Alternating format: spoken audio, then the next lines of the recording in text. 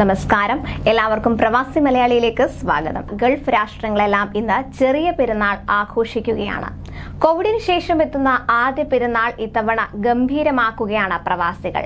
സന്തോഷത്തോടെ കുടുംബാംഗങ്ങളുമായി ഒത്തുചേർന്ന് പെരുന്നാൾ ആഘോഷിക്കുന്ന ഈ വേളയിൽ ഈ സന്തോഷം ഇരട്ടിയാക്കുന്ന വാക്കുകളാണ് Lulu group chairman MA Yusuff Ali Eid സന്ദേശത്തിൽ പങ്കുവച്ചിരിക്കുന്നത്. ഒരു പ്രവാസി വ്യവസായി എന്ന നിലയിൽ മാത്രമല്ല, ഒരു മലയാളി എന്ന നിലയിലും അദ്ദേഹം പ്രവാസികൾക്ക് അഭിമാനമാണ്.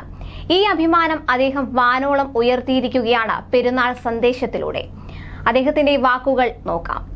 ഗൾഫിലേത് എല്ലാ മതസ്ഥരെയും ഒരുമിച്ച് കൊണ്ടുപോകുന്ന വിശാലതയുള്ള ഭരണകൂടമാണ്.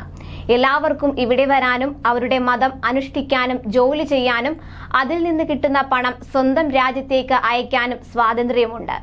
ഗൾഫിലെ കരുണയുള്ള ഭരണകർത്താക്കളെ ദൈവം അനുഗ്രഹിക്കട്ടെ. ഇവിടെ എല്ലാ മതസ്ഥരും ഒരുപോലെയാണ്. ജോലി ചെയ്യാനും ജീവിക്കാനും വിശാല സാഹചര്യം ചെയ്യുന്ന ഭരണകർത്താക്കളാണ് ഇവിടെയുള്ളതെന്നും അദ്ദേഹം പറയുന്നു.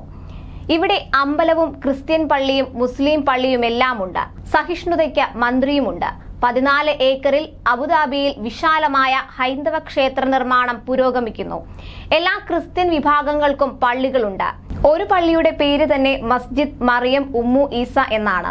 മതസൗഹാർദ്ദത്തിന് ഗൾഫ് പ്രസിദ്ധമാണ്. വിശാല കാഴ്ചപ്പാടുള്ള മതമാണ് ഇസ്ലാം. അന്യമതസ്ഥരെയും അന്യമതത്തെയും സ്നേഹിക്കാൻ പഠിപ്പിക്കുന്ന മതമാണ് ഇസ്ലാം.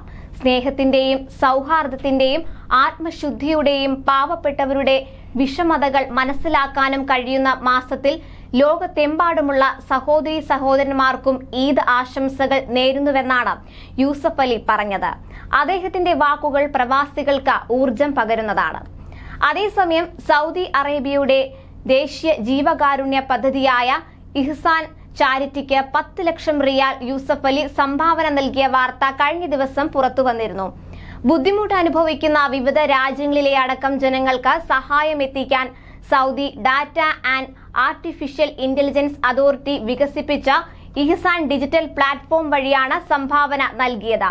ഈ വിവരം ഇഹ്സാൻ അധികൃതർ ഔദ്യോഗിക ട്വിറ്റർ ഹാൻഡിൽ വഴിയാണ് വെളിപ്പെടുത്തിയത്. ഇത്തരമൊരു ജീവകാരുണ്യ സംരംഭവുമായി കൈകോർത്തതിൽ അധികൃതർ അദ്ദേഹത്തിന് നന്ദി അറിയിക്കുകയും ചെയ്തിരുന്നു.